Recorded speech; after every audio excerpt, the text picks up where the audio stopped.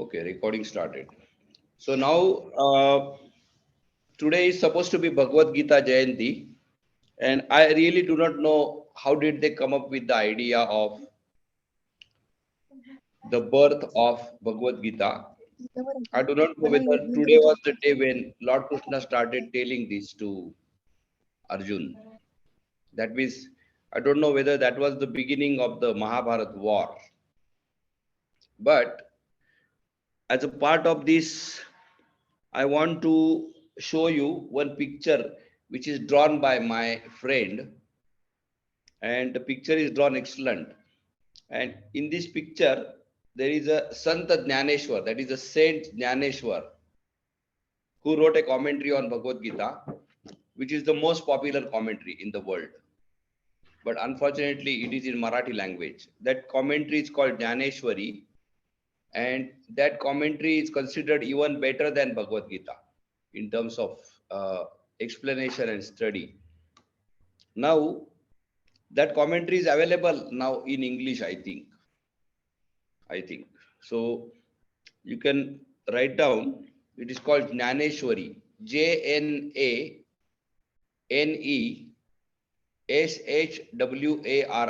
Jnaneshwari.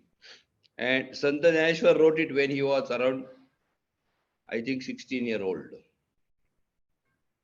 So this is the picture he has drawn. See.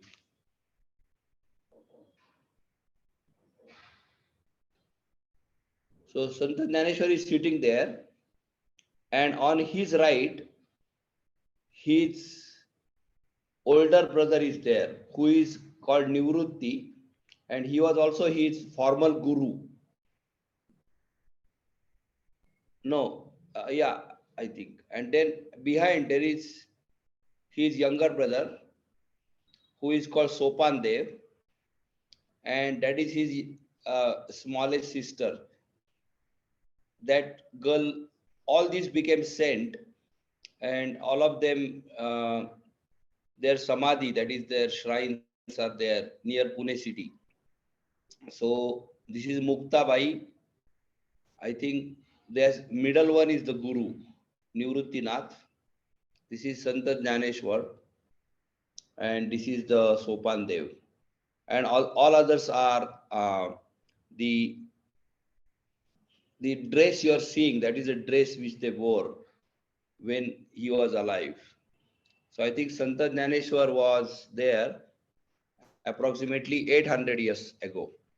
So his work is highly studied even now, and also people go to his temple even now in very large number.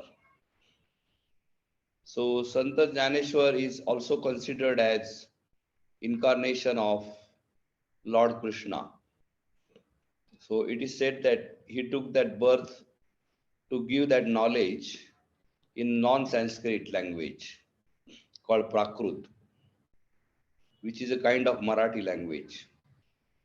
Anyway, so that picture I am inaugurating today, and little later I will decide where to put it on my walls. 2 days ago we had another function, and just behind me you can see one door there, and the door has the yoga pictures of the girls who studied with me for last 1 year. Those are 17-year-old girls, and the picture is showing them at age of 14. So now they are 3 years older, and all four of them have become recognized teachers in our area. One of them does job also. She teaches classes every day. Now we are having 11 children whom we are training. Anyway, so to continue this, all of you know this name, Bhagavad Gita, and Bhagavad means associated with Bhagavan, and Bhagavan means one means who possesses. So one means the one who possesses, like Tulsa possesses gold, so she will be called as Suvarnavan, actually Suvarnavati in Sanskrit language. Like that, one means who possesses, and Bhaga means wealth, and Bhaga is a wealth, that is the ultimate wealth which one can possess. So there are six wealths that person should possess. Then that person is called Bhagavan. And so far there has been only one Bhagwan in the history of humanity. So this name Bhagavan was given by Vyasa, who wrote Mahabharata and also Bhagavad Gita, which is a part of Mahabharata. So Bhaga has six wells. So I will give some idea of what those wells are. One wealth is knowledge. That means he has the entire knowledge. So that is in English language called omniscient. Then he is totally, I think it is called omnipotent. IPH. So omnipotent means he has the total power in the world. Therefore, there is no question of his uh, being defeated or attempting to war. When he is fighting the war, there is no question that he will win that war. Then he also has other powers, and all those powers show that he is omnipresent, omniscient, omnipotent, and also there are six total powers. So such a person, he never practices yoga. He is himself. That is why Lord Krishna is called as Yogeshwar. That means he is the god of yoga or yoga god. So you will not find Lord Krishna performing sun salutations or headstand or something like that. He's totally, and he never goes wrong. Everything is correct always. So he's not affected by the karma at all. So in Patanjali also, the god is described as Klesha karma vipakashayair aparamrushta purusha vishesha ishvaraha in the first chapter.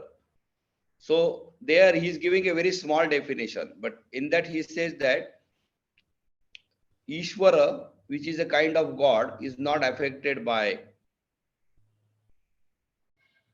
klesha or affliction or karma. That is the law of karma. He is beyond the law of karma. So therefore, without going in further details,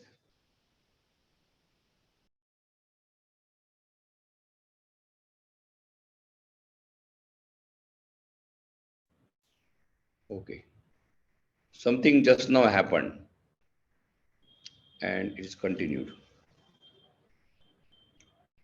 One person is lost. So anyway, there was a disconnection in the meeting. I had never experienced that before. This first time.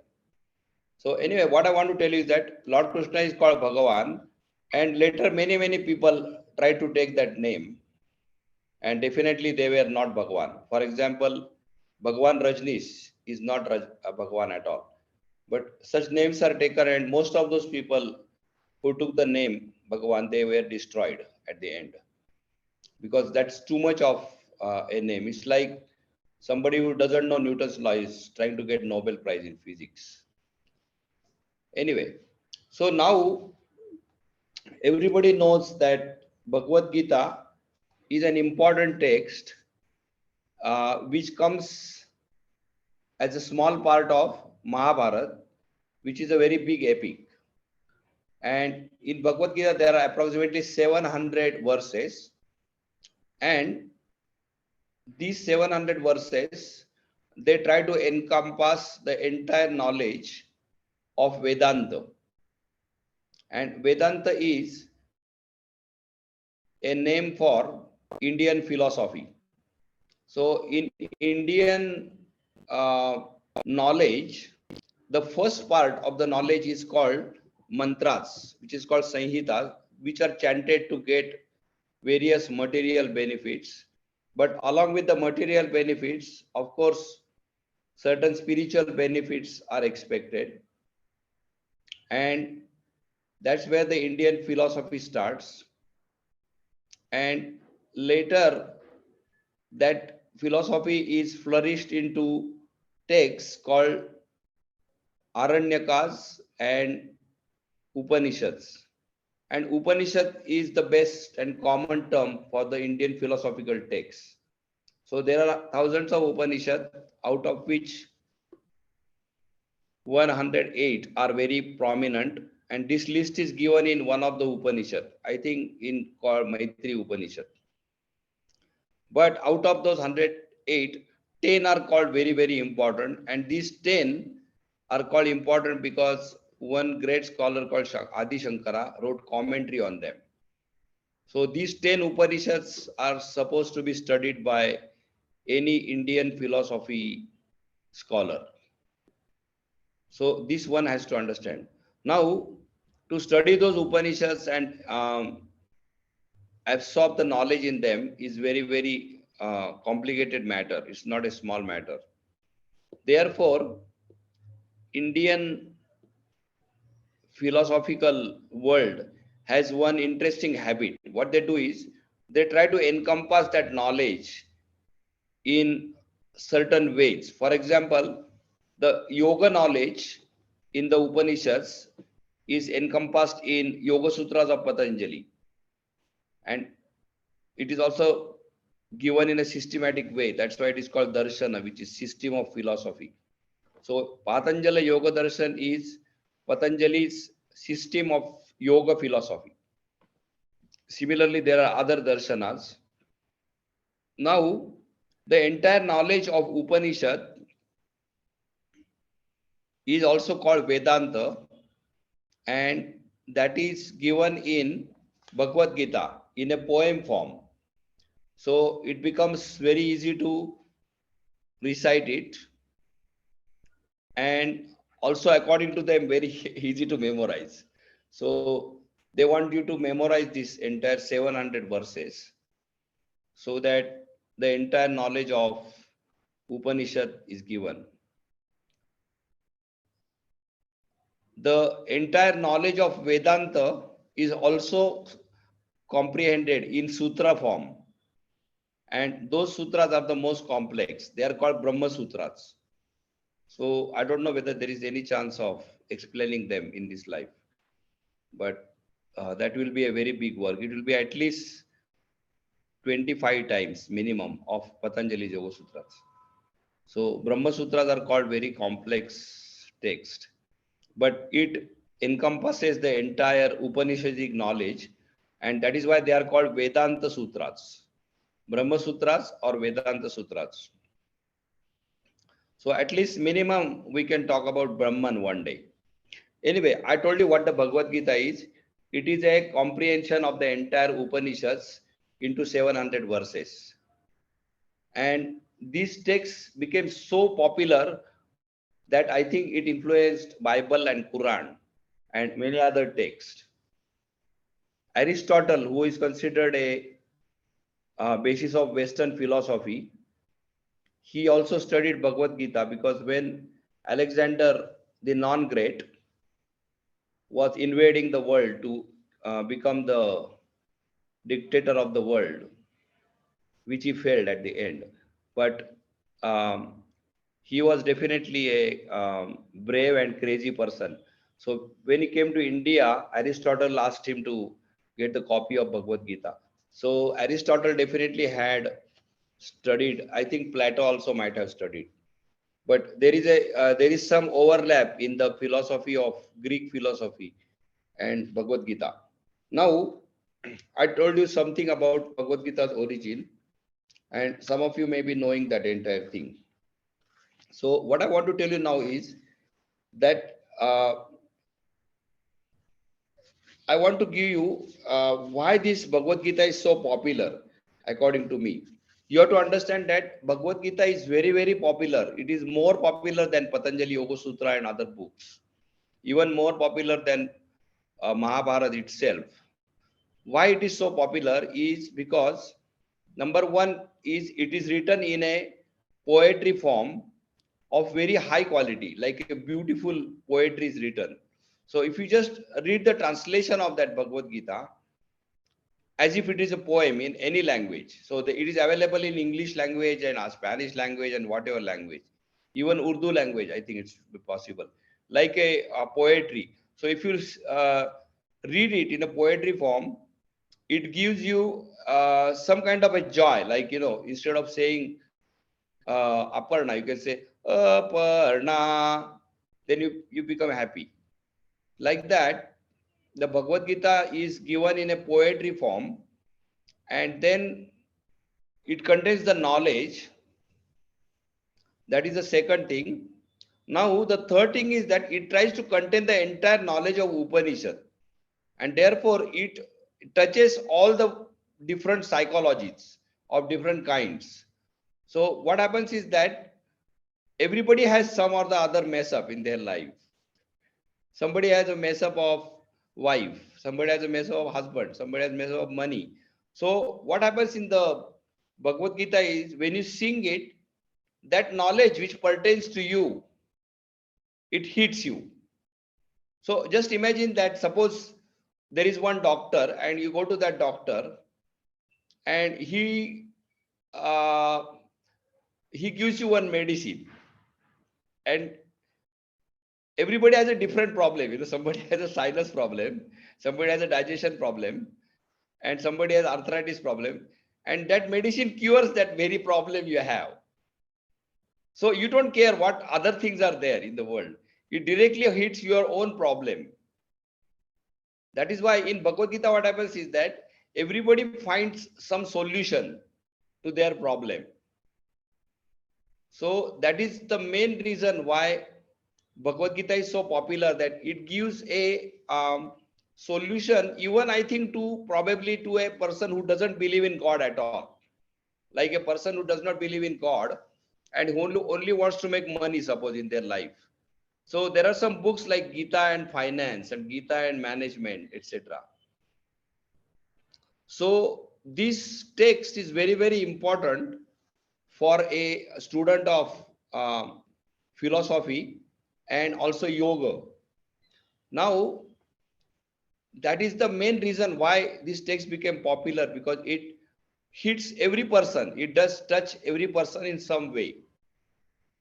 So it is like a big mall, and in that mall you go and you can buy whatever you want. You can buy, you can buy gold, and you can buy liquor, and you can buy organic food, and you can also buy non-veg. So Bhagavad Gita is a text which gives you everything what you are looking for in some form. Now, what happens is that there are some people who are trying to find things even if they don't need it or they don't want it. Such things are also found in Bhagavad Gita. So they will go there and try to find out something like Bhagavad Gita and management. Actually, Bhagavad Gita is not a management book at all. Nowhere it says that, I'm telling you how to manage the company. However, they will try to find out something there. No doubt, there are many controversies over Bhagavad Gita, uh, whether it was written in one period or there were things added to it, etc., etc. There are so many things are there. However, you have to understand that it is definitely a storehouse of knowledge. And if you sing it and also know the meaning of it, it will be able to give you a knowledge which can at least appear as a solution to your problem. Okay, now that is why Bhagavad Gita is so popular. Also, Bhagavad Gita is not trying to tell you that you must do something. It is not like a religious text that it says follow these 10 commandments and forget all the other gods. Only God is Allah, or only God is Christian, or something like that. It doesn't tell you any commandments. It lets you do whatever you want to do. In fact, the last chapter of Bhagavad Gita, he tells Arjun that I told you whatever I want to tell. You can now do whatever you like. Though, of course, though he's telling in between that you should fight the war for your rights and for the betterment of your people, he's not forcing in a way that he's not pushing him. He's just, he himself is not fighting war. So you have to understand that the Bhagavad Gita is giving various options to various personalities. So that automatically people like that. Anyway, now I told you the something about the popularity of Bhagavad Gita. There is one very important poem or a prayer written considering Bhagavad Gita itself is a goddess. So that prayer is called as Bhagavad Gita Dhyanam. That means that you are thinking that Bhagavad Gita itself is a goddess and you are doing meditation on that goddess. So I will only tell you one very small part of that. It says, Sarvopanishado Gavo Dogdha Gopala Nandanaha, means all the Upanishad are Gavo. Gavo means cows. And Dogdha Gopala Nandana means that Lord Krishna has taken the milk from those cows. So the idea is that the cows are one animal which is useful to the people, and out of that the most important thing is the milk, and this Lord Krishna is giving that milk to us from the cows of all the Upanishads. So you can understand approximately the depth of that prayer. Now, there is something about Bhagavad Gita which you have to understand, that when you want to study the Bhagavad Gita, there are two things what must happen, otherwise it is not very efficient. One is that you should try to know the meaning of those verses, and fortunately the knowing the meaning of Bhagavad Gita is much easier than Patanjali Yoga Sutras, because Patanjali Yoga Sutra is very compact and very complex Sanskrit is used, whereas in Bhagavad Gita is much more lucid, and the Sanskrit language in Bhagavad Gita is not so complex. So in Bhagavad Gita, the word exactly means what is said in the colloquial Sanskrit. So if you have a simple dictionary, a good dictionary, you will be able to know the meaning of Bhagavad Gita very easily. And that is why you will find that many people, even common people, have written translations of Bhagavad Gita. The second thing you have to know about Bhagavad Gita is that it is called Gita, means a song. So you must sing it. Bhagavad Gita is not a text to be read like novel. It has to be sung. So Bhagavad Gita definitely should be sung. And naturally, if you know the meaning of it, that meaning will come into your mind. And if you go on singing the entire Bhagavad Gita frequently, that entire meaning will precipitate in your mind. And it will be giving you certain suggestions about your own life and what you should do in certain circumstances. So this whole thing is called as, in Sanskrit language, it is called Dharma Shastra.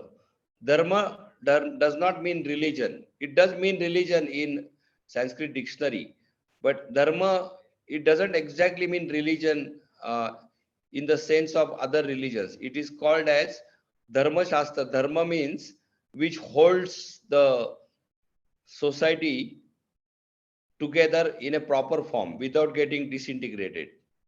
So you will find that during the election times, the United States was not held together. But I think during World War II, it was probably held together. Similarly, many other countries, they go through up and down. In India also, lots of problems have come. But Dharma Shastra is supposed to hold that society together with certain ideas. So the real idea of the religion is to give some rules. So religare means to bind you. Religare means to bind, and religion means which binds the people together. In Dharma Shastra, it tries to tell you what kind of behavior in certain circumstances person should have.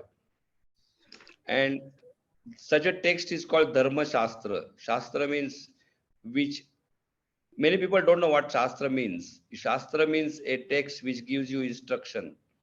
And Atha Yoga Shasanam. Shasanam means instruction and not discipline.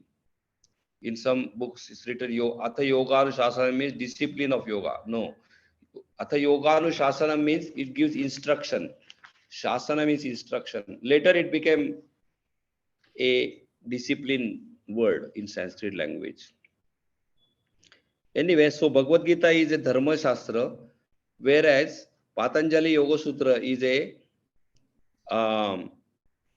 called Yoga Shastra, which is for emancipation of a human being. Whereas Bhagavad Gita is not meant for emancipation; it is meant for the behavior of person in different circumstances. And of course, those people who are inclined to devotion, like ISKCON people, they will think that all the people should be devoted to Lord Krishna, and then all the problems will be solved. So they are trying to promote Lord Krishna devotion over any other god, like they won't do any devotion to Ganesh, for example. So they think that they should be devoted to Lord Krishna only. Within that, that's called Vaishnavism. So any Krishna's form, such as Vishnu or Rama, they will worship. But out of that, they consider Krishna as the highest form. Then there is another group which will consider that doing the duty or your own duty that is called Karma Yoga, and that's how they will interpret Bhagavad Gita. So Lokmanya Tilak, one of the great scholars of Sanskrit and also freedom fighter, he wrote a book called Gita Rahasya, and in that he interpreted the entire Bhagavad Gita as doing your duty, Karma Yoga, because he lived when the British people were um, in India, and he wanted people to fight against them as their duty. So he said that Swaraj Jaha Maza Hakka hai, that means I'm born to be free and I will definitely get it. And actually, he is the one who got it, not Mahatma Gandhi. Now, uh, similarly, there are other parts, and one part of that also matches with Patanjali's yoga. That's the 6th chapter of Bhagavad Gita. It's called Dhyana Yoga, where he is telling that by following the path of meditation, you will go to the final goal of human life. Now, all these methods and all these paths are called yoga in Bhagavad Gita. That's why in Bhagavad Gita, yoga doesn't mean doing meditation. In Bhagavad Gita, yoga means path. And therefore, only the path of meditation is called Dhyana Yoga, which is 6th chapter. The other chapters are Karma Yoga, Raja Yoga, then Vibhuti Yoga, and Gunatraya Vibhaga Yoga means it describes the Sankhya part, where 3 qualities, Sattva, Rajas, Tamas, are described. And it also has Jnana Yoga, which is the path of knowledge, etc. Now, Bhagavad Gita, it does have the meditation path, but it does not completely describe that path in terms of what happens psychologically inside, like Patanjali does. Patanjali goes much deeper into what happens inside and the practice in very detailed. That is why for yoga, people follow Patanjali Yoga Sutras, whereas for the normal knowledge and day-to-day life problems, they follow Bhagavad Gita. And naturally, the life problems overtake the deeper understanding. That's why Bhagavad Gita is much more popular text. So now I told you a little bit about what Bhagavad Gita contains. The story, you can try to know yourself that there is going to be a war, and that war also is called Mahabharat, where it is like a uh, a war where the entire India is participating. So it's called Mahabharat. And in that war, there are two sides, good and bad. So it is called Dharma Yuddha. That means that there is one side which is bad and it is trying to overpower the entire thing. The other side is small, but they are on the good side. But the good side also has Lord Krishna on their side. And therefore, as I told you in the beginning, that the victory is going to be of the good. So currently, a lot of people are trying to, uh, because a lot of bad is there in today's world. So they are trying to see whether the good will overcome that, and they are trying to wait for an event. So many people, they promote their own event and say that we are that person, like we are that messenger and we are the Bhagavan, etc. And they said we'll solve the problem of the world. Anyway, so at the end, that war is won by the good side. Of course, there is a lot of loss on the good and the bad side both. So there is definitely a loss. It's not that they just win the war like a fun, like we see in the movie. There is definitely a loss, and Bhagavad Gita has said that all these loss is a part of the entire game. So sometimes we feel that there is a loss, but the effect of that loss can be very good. So in Bhagavad Gita, definitely, prominently, they are prescribing that one should do their duty. So that duty is decided by guna and karma. That means that a person has a innate tendency, and that innate tendency should not be curbed.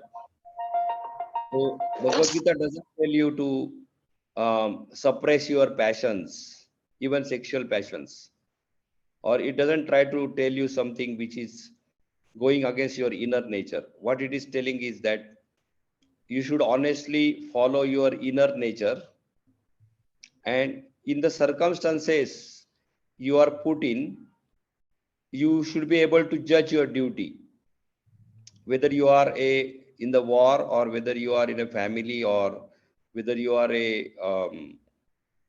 like a ascetic in the forest.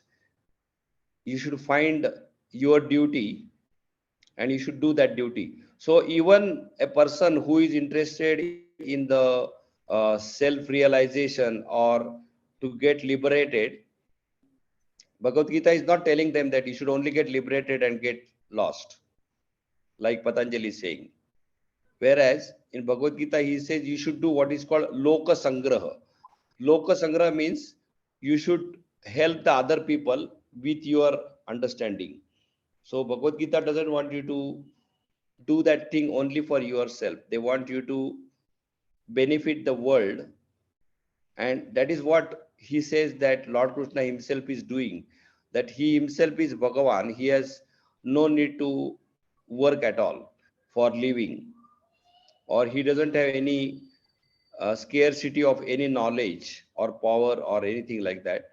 Even then, he is doing the work and he is acting as a driver of Arjun in the war, and he is also doing some other duties without taking the any political post, because he wants to uh, give the understanding that that will help the poor other people.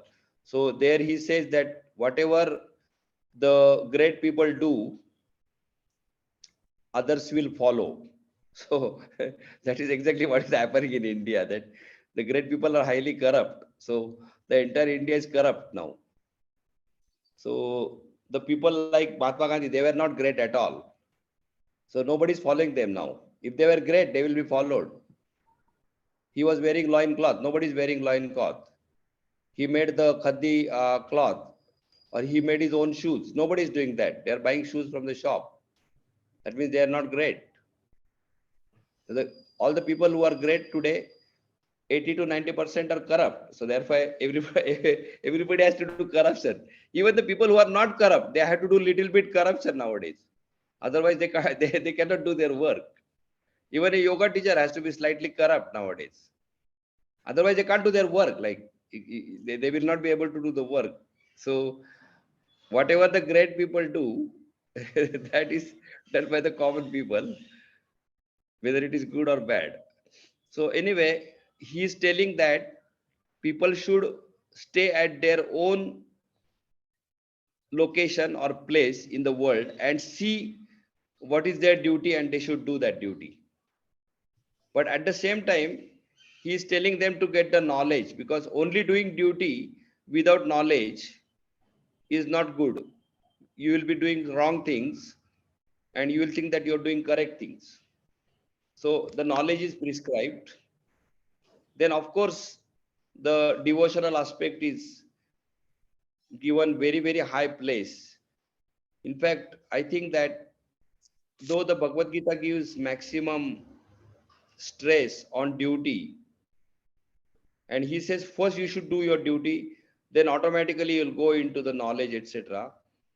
He has given the maximum importance to the path of devotion called Bhakti Yoga. And that is why he says that the Bhakti Yoga is the most important, because according to Bhagavad Gita, when the Bhakti Yoga is truly followed,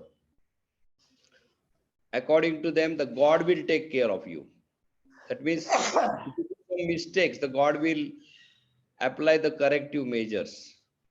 So the devotional path is given the highest importance in the Bhagavad Gita for sure. Because if you read the last chapter of Bhagavad Gita, which is the you can call climax, he says that Sarvadharman parityajya mam ekam sharanam brajo.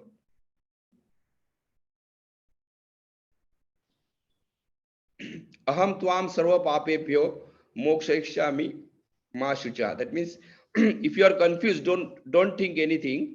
Just forget about all other things and only be devoted to me. Then I will take care of you and you will be saved from the problem. So this concept is also in the Christianity and Muslim, that you should be totally devoted to that God. Like suppose Jesus Christ or Allah. So in my personal opinion, if you are really devoted, there is no question that you will be saved and all the problems will be solved. But the problem is that that is exactly what they do not do. They are not devoted to the God. They are devoted to spreading the religion. That means not telling the knowledge of the God, but they are only interested in increasing the number of the Christian people, or they are increasing the number of Muslim people. That means they think that if the number of Muslim people become bigger, something great is happening. But that is not what their religion is telling. The religion is telling them to be totally devoted. La ilaha illallahi Muhammadur Rasulullah, means that Muhammad is the messenger and Allah is the only God. So forget all other things and only be devoted to Allah. And don't forget all the political bullshit and totally be devoted. That's exactly what Christian also telling, that you should focus only on the God and help the poor people and forget all other things. Don't worry about conversion and all this nonsense. So because they are not doing that, the problems have come. And in Bhagavad Gita, the path of devotion is given very high post. Even in the devotional aspect, certain people, they try to force their own devotion on others, and they try to demean the devotion of other. Like they will say only Lord Krishna is correct, so they will write a meaning of Bhagavad Gita as if everything is Lord Krishna. The Lord Krishna's name doesn't come in Bhagavad Gita too many times. Like it doesn't say Lord Krishna is blue and Lord Krishna is this. It only tells Lord Krishna is saying these things. So the Bhagavad Gita is not telling that you should only pray to Lord Krishna and don't pray to Ganesh, etc. Anyway, the path of yoga is also given there, and naturally, it is clearly said there that path of yoga, which is meditation, is not for everyone. You should have inclination for the meditation, but path of karma applies to everyone because everybody has to do some or the other karma, so they want to do it properly, and they have joined that karma to the final goal of life by saying that that karma should be done in a selfless manner or without attachment. That means you should do that karma with whatever you expect, but if that thing does not come or does not happen, you should not become negatively affected. And some people think that you should do karma without any expectation. That is not possible because without expectation, you cannot do any karma at all. So suppose I am giving this speech, I will expect that there will be another person on the other side. Otherwise, my giving speech will be useless. That's not what Bhagavad Gita is saying. He's saying that whether you get one person or 100, you should feel exactly same. So without getting attachment to the result, you should do that. And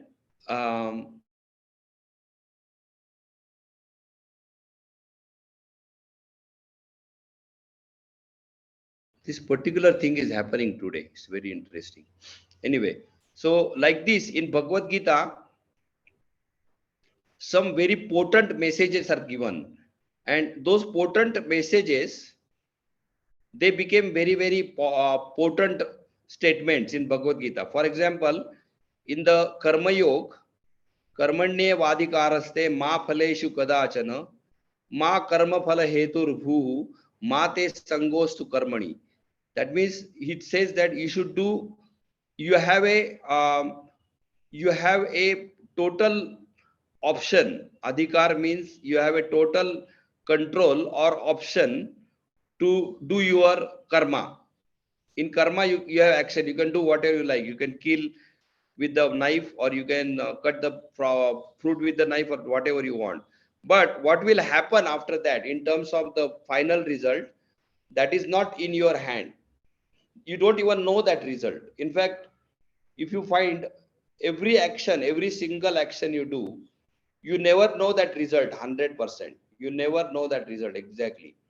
So that completely proves that the result is not in the hands. It is not predestined, but of course, result is definitely expected.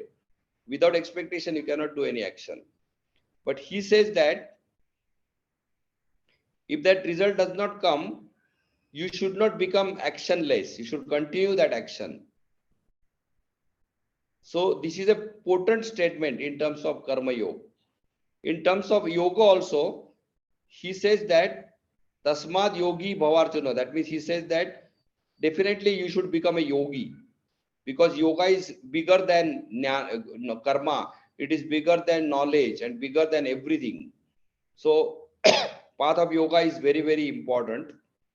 Similarly, he makes other statements, and I told you about bhakti yoga. He makes a statement that bhakti is a highest path where the God will take care of you. So even if you do some mistakes, God will guide you properly. Now, this idea has given rise to these four prominent paths called Jnana Yoga, Dhyana Yoga, Karma Yoga, and Bhakti Yoga. And naturally, you will find that it is not possible to do only one of them. You will be mixing them. So these four paths, they are generally mixed in some form. And when person says that, I am following Karma Yoga, he may be doing little bit of Bhakti Yoga also. So there is a concept where Bhakti and Jnana is mixed together. So I showed you this picture at the beginning of Santa Jnaneshwar, and in the life of Jnaneshwar, he is considered as the base. Jnanadeve Rachila Paya.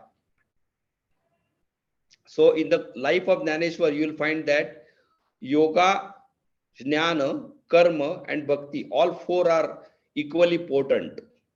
But all of them are not like that. For example, Santa Tukaram, his life is not is mainly a bhakti yoga. Similarly, Guru Nanak and other great saints, they're all four are not equally potent.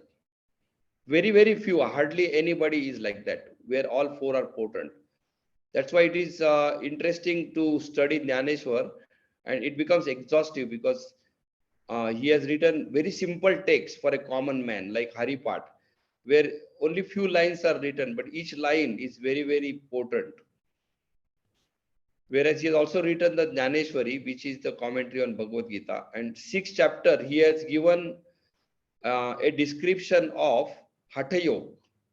That is very interesting. That in the Bhagavad Gita, Hatha Yoga is not described.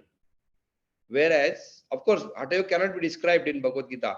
Hatha Yoga came long after that Bhagavad Gita time period, so it cannot be described. But in the Jnaneshwari, which is a commentary on Bhagavad Gita, which of course is written after the Hatha Yoga came.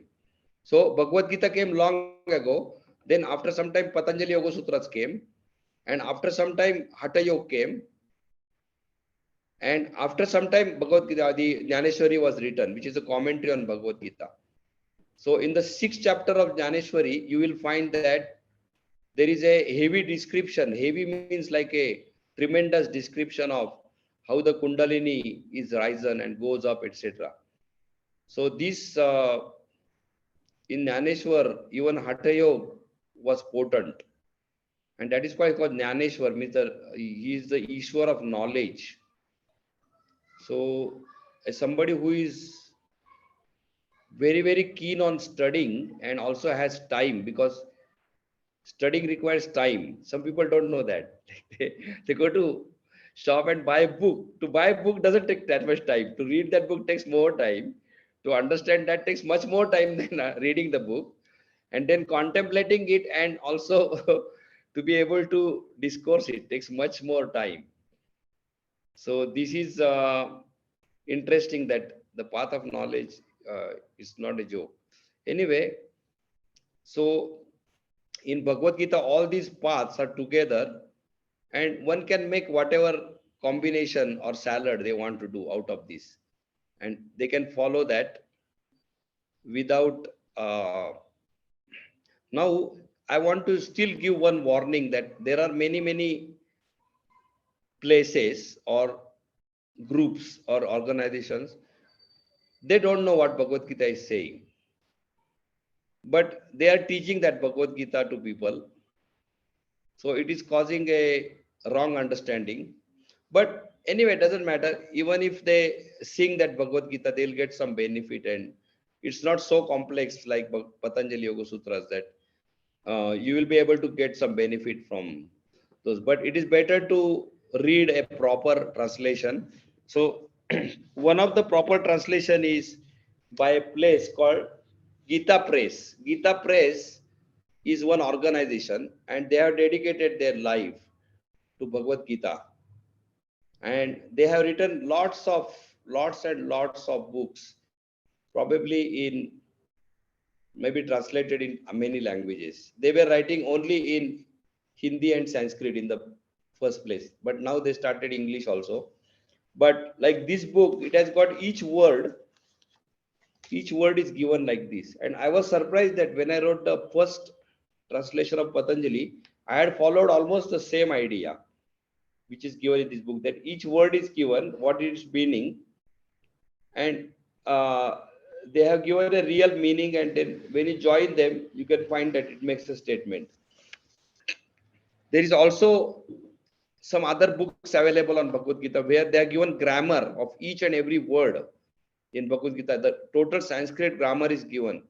It also gives how many times one particular word comes in Bhagavad Gita. So there are a variety of interesting studies in Bhagavad Gita. So I would suggest you to study a proper text on Bhagavad Gita, and it will be definitely very interesting. You can even get English poem of Bhagavad Gita. I think it is called as Song of God or Celestial Song of God, etc. There is even one Christian commentary available on Bhagavad Gita. It is called River of Compassion or something like that. So that commentary is written by one Christian priest, and he has interpreted the entire Bhagavad Gita in terms of Christianity. And I'm sure that the commentaries are available in Urdu language and other languages. So this is what I want to tell you about Bhagavad Gita. So I will now try to sing only little bit of Bhagavad Gita for maybe three minutes, and that will give you the idea.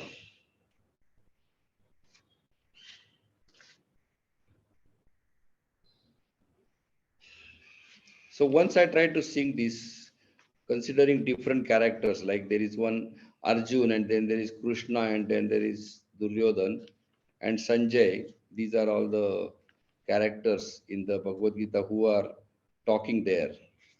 So I tried to make different sounds for each of them. I don't know whether I'll be able to do it now, but I will try to sing it. So I will sing from the first chapter. ॐ श्री गणेशाय नमः। ॐ श्री परमात्मने नमः। अथ श्रीमद्भगवद्गीता अथ प्रथमोऽध्यायः। धृतराष्ट्र उवाच धर्मक्षेत्रे कुरुक्षेत्रे समवेतायुयुत्सवः। मामकाः पाण्डवाश्चैव किमकुर्वत संजय। संजय उवाच दृष्ट्वा तु पाण्डवानीकं व्यूढं दुर्योधनस्तदा आचार्यमुपसंगम्य राजा वचनमब्रवीत्। पश्यैतां पाण्डुपुत्राणाम् आचार्यमहतीं च मूं व्यूढां द्रुपदपुत्रेण तव शिष्येण धीमता। अत्र शूरा महेश्वासा भीमार्जुन समायुधि युयुधानो विराटश्च द्रुपदश्च महारथः। दृष्टकेतुश्चेकितानः काशीराजश्च वीर्यवान् पुरुजित् कुन्तिभोजश्च शैब्यश्च नरपुङ्गवः। युधामन्युश्च विक्रान्त उत्तमौजाश्च वीर्यवान् सौभद्रो द्रौपदेयाश्च सर्व एव महारथाः। अस्माकं तु विशिष्टाये तान्निबोध द्विजोत्तम। नायका मम सैन्यस्य संज्ञार्थतान् ब्रवीमि ते। So what I'm singing now is the very rude and cruel and stupid Duryodhan is talking to his teacher. That is how he is talking. That's why my sound is like that. Now, later, I will go to the verse number 28. Krupaya paraya vishto vishidanidami bravit drashtve swajanam krishna yuyutsam samupasthitam सीदन्ति मम गात्राणि मुखं च परिशुष्यति वेपतुश्च शरीरे मे रोमहर्षश्च जायते गाण्डीवं स्रंसते हस्तात् त्वक्चैव परिदह्यते न च शक्नोम्यवस्थातुं भ्रमतीव च मे मनः निमित्तानि च पश्यामि विपरीतानि केशव न च श्रेयोनुपश्यामि हत्वा स्वजनमाहवे. This is what Arjun is saying, that I am not able to comprehend fighting with my relatives, and he is describing how his mind is filled with dejection, and he is trying to escape from his duty as the warrior.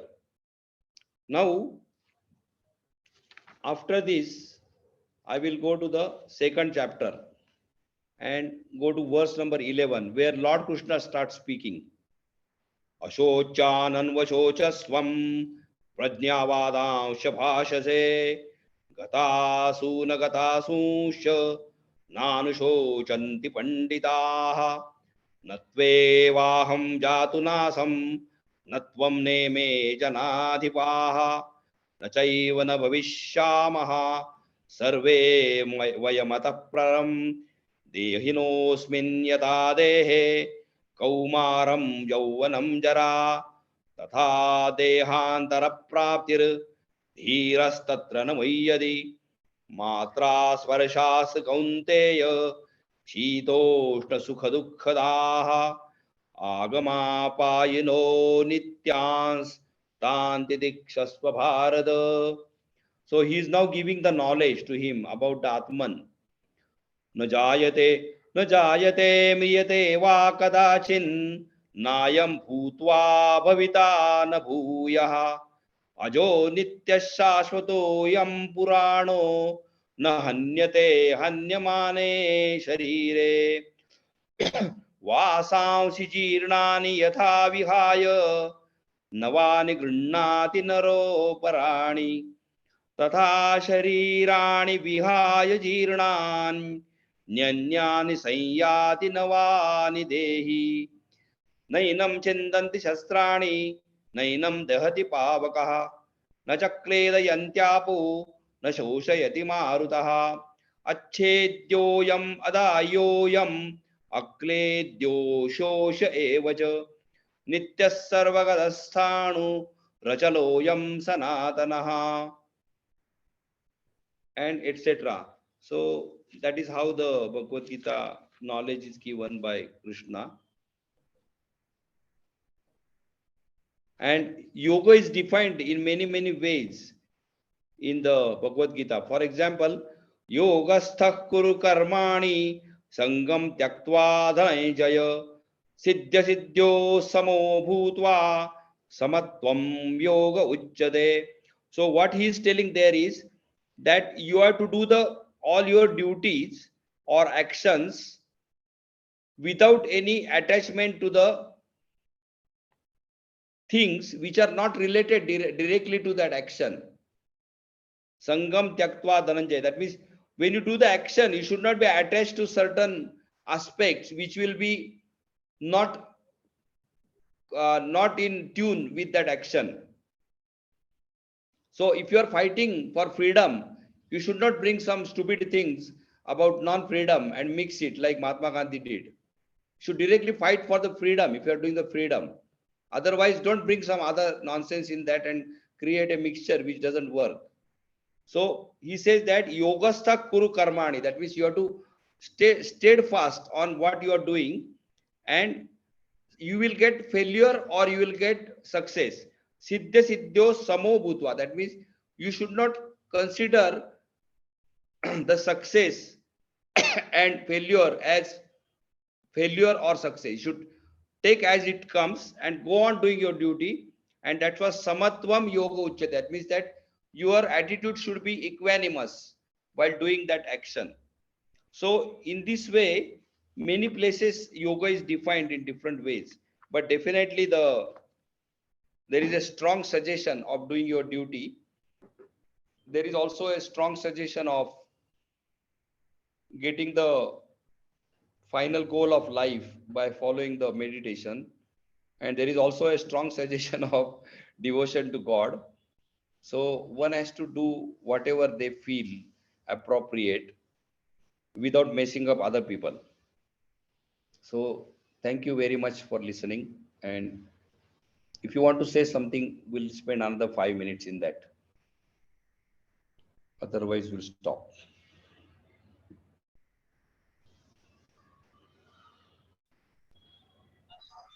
Bye sir. Yes? नाही bye sir. नाही ऐकत होतो मी आहे Oh, ना. okay, bye. Okay Bye. Okay. Anybody else want to speak?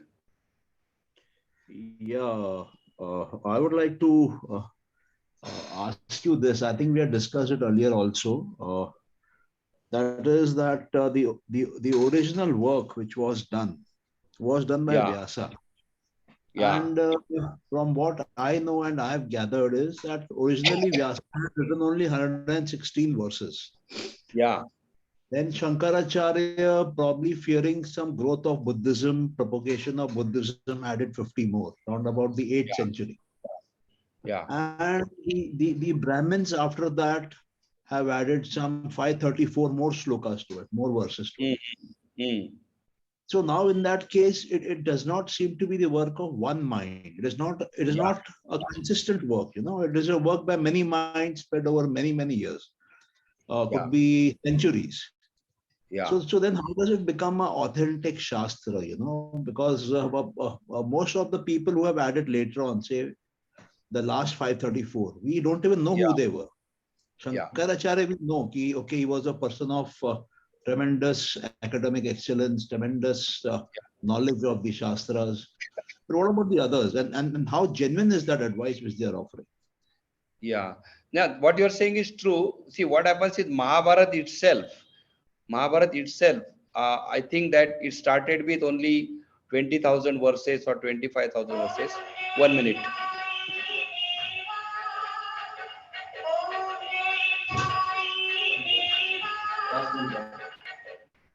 So Mahabharata itself started with a smaller content, and later, of course, things were added to it.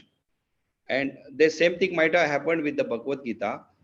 But uh, in terms of authenticity, the thing is that see, Bhagavad Gita is not giving one path like Patanjali is saying that you should follow Ashtanga and then get into Samadhi state.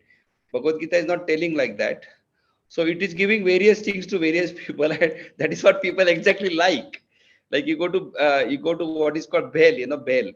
In bhel there is some rice, and then there is some puff rice and some fried things are there, and some people like peanuts only. So they like all that, and they go that, and that is why the common people see common people don't go into the details like you are going, because you are a very highly interested in the knowledge of that. That's why you are asking this question. People want to continue their life and follow something and go ahead. Like they don't go into organic food and all that. They just go and buy the food, and whatever they like they eat. So what you are saying is true, but in that case that becomes a academic effort. So if you are interested, um, you can try to profess or try to create a text which will be proper and try to give that meaning, like I did in the Patanjali code. That I feel that he has not given properly the Ishwar Pranidhan. He's just saying that sing Om and all that. So the you can do that effort, and that may be useful to the community. Okay, you see, my essential point of worry here has been slightly different also. That is in the initial verses, the 116 verses which Vyasa gave, you know, the element of Yeah, God is not there. It is just a Geet, right? Shankaracharya got in the concept of God, probably to counter the non-concept of God in Buddhism. You know, so he was trying to give a USP, it seems, to the text. And then all the 50 shlokas which he added are connected to the glory of God. And then ah, this Geet became Bhagavad Gita. He called it Bhagavad Gita. mhm. And then again all that things got added. Now you said this is like a bhel, you know, everything is available for everybody, and people seem to be Yeah, happy with the offering. Then the question is, how effective is it really in delivering what it is supposed to deliver to the people? If it is so No, much, it is highly effective because the people are happy with that. That's what they are their life has become comfortable, and they go on singing that, and they feel that they are following that method to whatever extent. Like somebody who is like Lokmanya Tilak, he thinks that he is following Karma Yoga, and he is now in the fighting against the British people. Or the ISKCON people, they say Hare Krishna, Hare Krishna. They think that they are following the Bhakti Yoga in Bhagavad Gita, and they are wrote a book called Bhagavad Gita as it is. And then Lokmanya Tilak has written Gita Rahasya, the secret of Gita. That means as if he has yeah. understood that one particular secret. So like this, many people have written like this. So Okay. the Shankaracharya, he may have done what you are saying, but the thing is that effective wise means people are enjoying it. That's why it is popular. Na? No, See, you the people see, are enjoying it. But again, I'm what you are asking saying, this to Patanjali Yoga understand Sutra, better. see, Patanjali Yoga Sutra also, there are wrong translation. People are enjoying them. They're enjoying the long translation. So what I want to say is that if you feel that certain portion can be more expounded, you should do that effort. That you can do the distillation, and you can do the filtration, and then distillation you can do, and present that, and you have to present it in a very interesting systematic way. I think that definitely certain community will be interested in that, knowing at least. And there are various people who have done such effort. Okay. Even Bhagavad So Gita, some people have done such right effort. now, my focus is entirely on the Yoga Sutras and Sankhya to some extent. Yeah, I'm keeping myself away from Bhagavad Gita yeah, intentionally yeah. because, yeah, Those two will, because, those two are consuming. Every time you study them, they'll consume you. yeah, yeah, Everything is consuming only. that's right. Yeah, fine. So thank you so much for a very interesting talk. There was a lot of insight which I got, Yeah, and let's have more such talks on the sutras also. General yeah, talks, but covering various yeah. aspects. Yeah. Yeah, we can do that, and we should not worry about payment and all that, and just post them on our website, because That's right, the because then you will have a yeah, nice library of videos out there, and people who are yeah, interested will get them. yeah. This is my Sanskrit teacher here. You can see him. Oh yes, yes, Doctor Saab, Doctor Thite. And Namaskar. this is Sanjay Mansukhani, the one who got the dream from my father about my. Namaskar. Namaskar. He is in Calcutta. He has been talking very highly about you. Yeah, Neil sir speaks very highly about you. Yes, thank you. I at times feel that his understanding of the Yoga Sutras has probably come because of your excellence of the Sanskrit language. Yes, that is true. It is very essential that one should know Sanskrit before reading any text in Sanskrit. Proper training in Sanskrit is very essential. Without Right. that, the knowledge becomes rather vague. Yeah. The authenticity gets lost. Then you are just giving your version of it. That is correct. In order to be authentic, one should learn the basic Sanskrit first. And it is a very lengthy procedure. Yeah. It takes a lot of time and practice to Yeah. be able That's to right. know Sanskrit correctly. That's right. That's right. Yes. A lot of thanks to you also for helping us out in this work. Yes. Now we are going to make bread now. What is- I bought a bread machine in Italy, so I'm going to make bread now. Yeah, you can eat that bread and have it. We will not be able to enjoy that bread here. I'll bring for you when I come there. Okay. So And right this is then I'll Jonathan. take a link. Yeah, thank you. Thank you so This is much. Yeah. Jonathan from London. Yes. His training restarted today. So good afternoon. He's in Dubai now. Hmm. He was training with me until I was in Italy. Again, stopped and came back. Hmm. All right, so I will now stop. Yes.